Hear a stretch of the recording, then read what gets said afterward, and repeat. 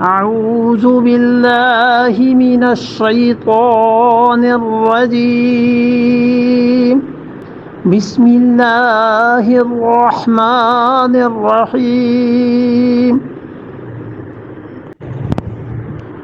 وكذلك جعلنا لكل نبي عدوا شياطين الإنس والجن يوحي بعضهم إلى بعض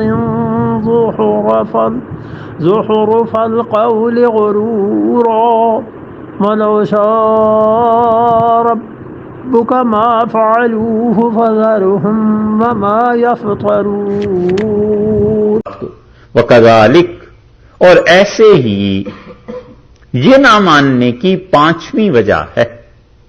یہ کذالک کا لفظ جو ہے یہ پیچھے بھی کئی مرتبہ گزر چکا ہے اور 4 وجوہ اس کی پیچھے گزر چکی. یہ پانچویں وجہ ہے جو یہاں فرمائی ہے کہ وَكَذَلِكَ، اور ان کے نہ ماننے کی یہ پانچویں وجہ یہ ہے اسی طرح جعلنا ہم نے کیا ہے لِكُلِّ نَبِيٍّ ہر ایک نبی علیہ الصلوۃ والسلام کے لیے کیا کیا ہے عدوًا ہم نے دشمن رکھے ہیں شیاطین الانس والجن ایسے شیطان کو جو آدمی ہیں اور ایسے جو جن ہیں. یہ اسی طرح سے ہوتا آیا جب سے نبوت ہم نے دنیا میں دی ہے اور انبیاء علیہ السلام کو بھیجا ہے. کذالک جعلنا لکل نبی ہر ایک نبی علیہ الصلوۃ والسلام کے لیے اس کے دشمن ہیں اور دشمن دونوں طرح کے انسانوں میں بھی اور جنات میں بھی. یہ دونوں طرح کے دشمن ہر نبی علیہ الصلوۃ والسلام کے ساتھ رہے ہیں.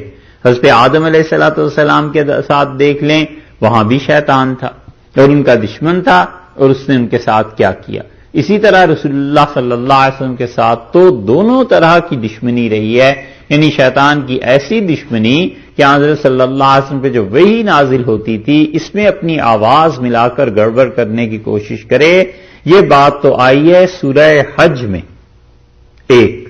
اور جب معراج میں رسول اللہ صلی اللہ علیہ وسلم تشریف لے جا رہے تھے تو ایک جن ایک شیطان نے آپ پہ حملہ کیا اور آگ لے کر وہ آگے آیا. تو جبریل امین نے کہا رسول اللہ صلی اللہ علیہ وسلم سے کہ میں آپ کو ایک ایسی دعا بتاؤں جو آپ پڑھیں اور اس پر اثر کرے. تو حضرت صلی اللہ علیہ وسلم نے کہو. تو جبریل امین نے وہ دعا سکھائی.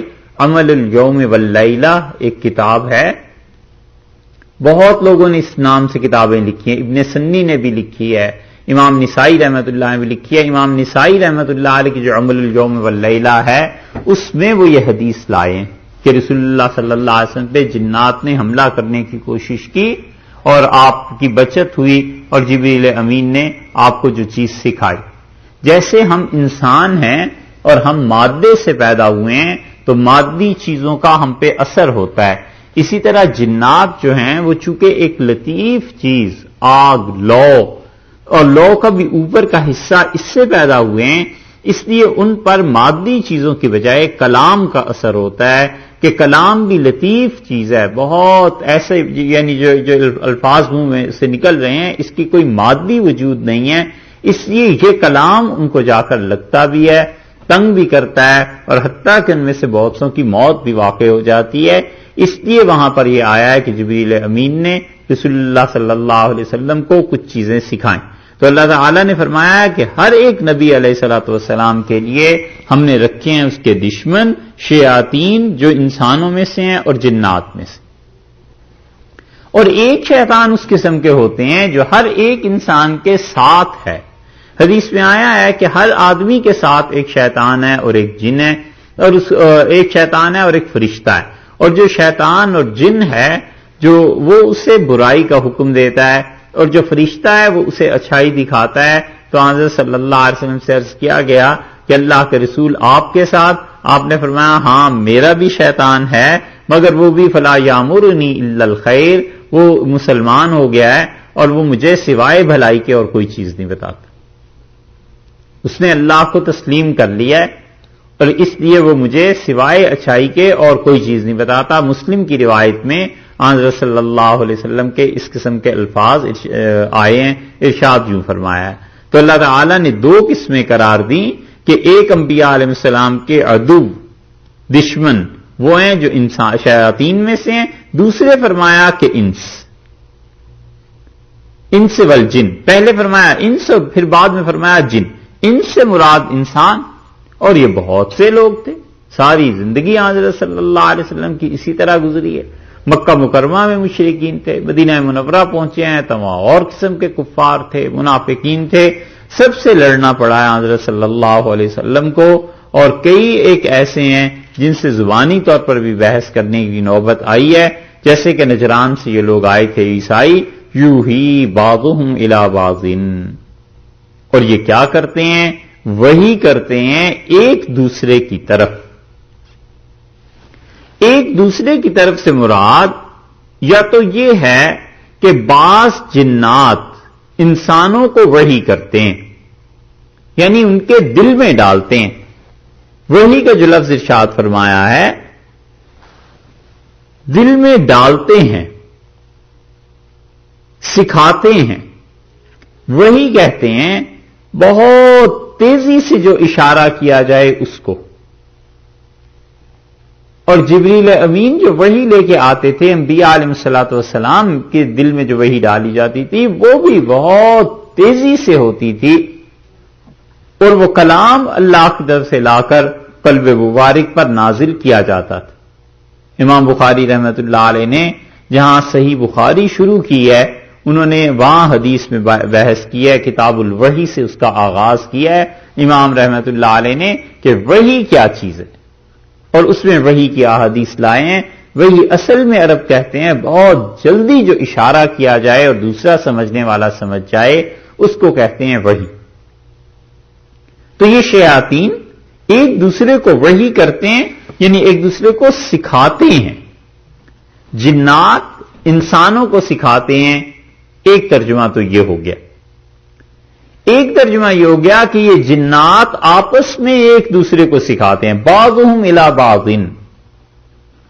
جو پہلا ترجمہ ہے، پیچھے چونکہ دیکھیے جن اور انس دو لفظ آئے نا، تو اس لیے بعضهم الی بعض کا مطلب صاف بظاہر تو یہ بنتا ہے کہ انسان ان کو سکھاتے ہیں.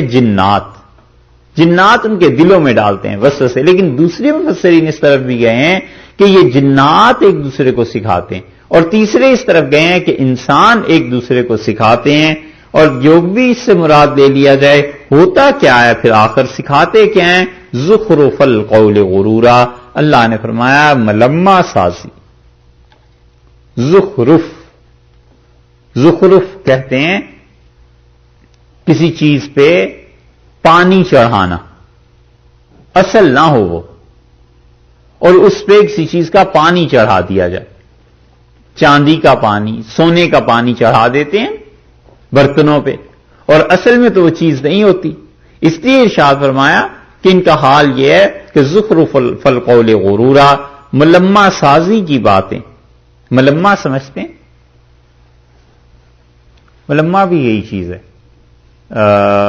سونے کا پانی جیسے چڑھا دیتے ہیں، اس کو کہتے ہیں. کوئی چیز جس کی حقیقت کچھ اور ہو اور اس کا ظاہر کچھ اور ہو، اور اس کی حقیقت کو چھپانے کے لیے ظاہر میں بات ایسی کی جائے. تو اس لیے فرمایا اللہ تعالی نے کہ یہ ایک دوسرے کے ساتھ ایسی باتیں کرتے ہیں، ایک دوسرے کے ساتھ ایسے اشارے کرتے ہیں. شیاطین انسانوں کے دل میں ڈالتے ہیں کہ نبی علیہ الصلوۃ والسلام کی اس طرح مخالفت کرو، رسول اللہ صلی اللہ علیہ وسلم کو اس طرح سے تم علیاذ باللہ بنانے کی کوشش کرو. اور حتیٰ کہ انتہا ہو گئی، جس رات کو رسول اللہ صلی اللہ علیہ وسلم نے ہجرت کرنی تھی، اس رات میں شیطان ان اہل مکہ سے آ کے ملا انسانوں کی شکل میں، اور اس نے کہا کہ اقتلوا، اس آدمی کو قتل کر دو، جس قدر ہو سکے اس سے جان چھڑا لو. اور اس کے بعد دوسری تجاویز آئیں. سورہ انفال میں اللہ تعالی نے اس کا ذکر فرمایا. مالک بن دینار رحمت اللہ علیہ نے اس آیت کی تفسیر میں کہا، وہ کہتے تھے کہ مجھے اتنا ڈر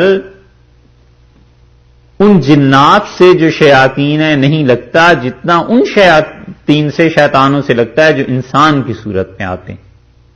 اور کہتے تھے جب مجھے احساس ہوتا ہے کہ شیطان میرے دماغ میں کوئی چیز ڈال رہا ہے، اللہ کی پناہ مانگ لیتا ہوں. اور اسے ہٹا لیتا ہوں.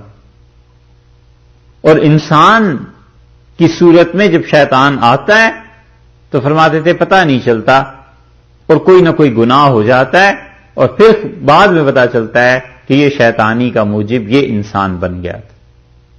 دونوں طرح کے ہوتے ہیں اور دونوں شیطان جو انسانوں میں سے ہو یا جنوں میں سے کوشش سب کی یہی ہے کہ زخرف القول غرورا ملمہ سازی کی باتیں کریں، ایسی باتیں کریں جن کی کوئی اصل نہیں. وَلَوْ شَاءَ رَبُّكَ اور اگر تیرا پروردگار چاہتا یعنی جبر کر لیتا ما فعلوا تو یہ انسان اور جنات کوئی بھی یہ کام نہ کرتا. اگر جبر کر لیتا تو انبیاء علیہ السلام کی مخالفت ہی نہ ہوتی، اور اگر نبوت کی مخالفت نہ ہوتی تو وہ صبر جو کرنا پڑا کافروں کے مقابلے میں، جو ایذا رسانی تھی ان کی طرف سے برداشت کرنی پڑی، اتنے بلند و بالا مراتب اور اللہ کے ہاں ثواب ایمان والوں کے لیے، یہ سب چیزیں کیسے ہوتی؟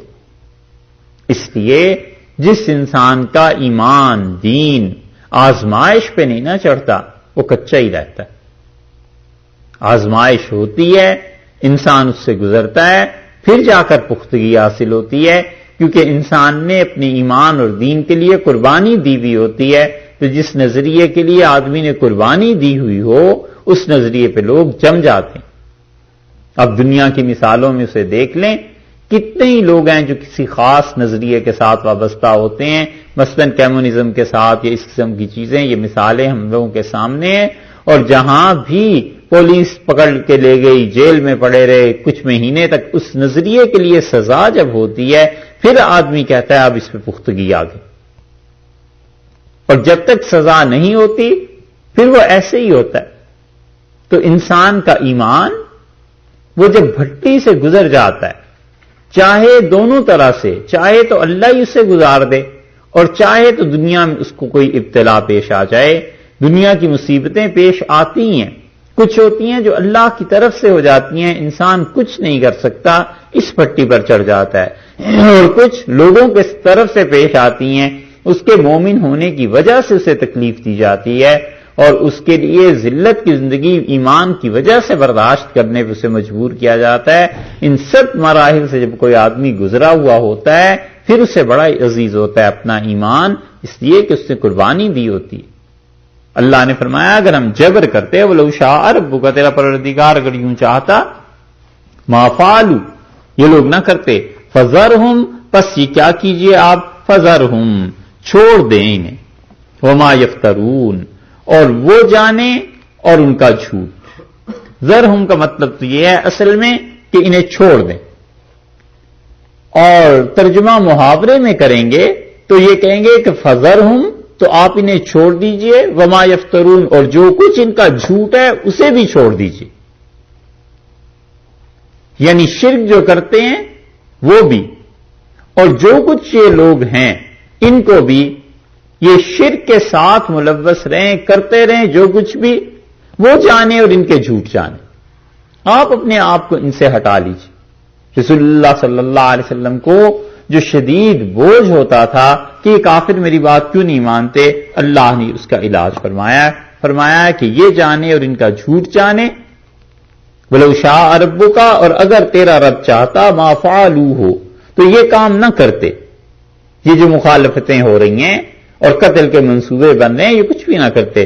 فَذَرْهُمْ سو چھوڑ دے، وَمَا يَفْتَرُونَ وہ جانے اور جو کچھ وہ جھوٹ اللہ کے متعلق بولتے ہیں وہ جانے جھوٹ ان کا.